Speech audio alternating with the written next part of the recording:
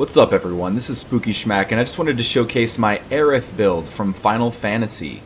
This is the drip that you can see. I'm going to be going into the character sliders, as well as some of the different weapons and spells that you can use to make this build as lore accurate as possible, and also as fun as possible for use in Elden Ring.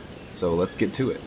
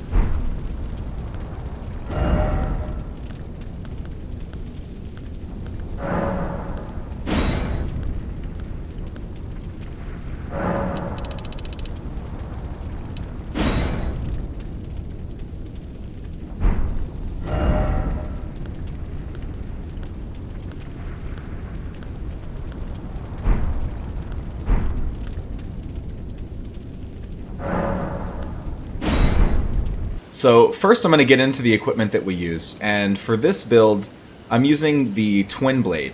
I've actually got two different Twin Blades. I've got one with Sword Dance, and I've got one with Quick Step.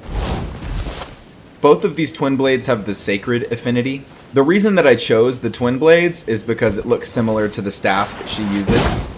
Next, I've got Lusat's staff equipped in my right hand. Now, you can see that I don't have the stats to use this, but I do have a seal in my left hand, which is used to cast incantations. And the cool thing about Lusat's staff is that it actually helps you be able to cast incantations faster, even if you don't have it equipped. And the cool thing about that is that it will make your incantations faster without the additional FP usage. So, just to show that here, I'll show you.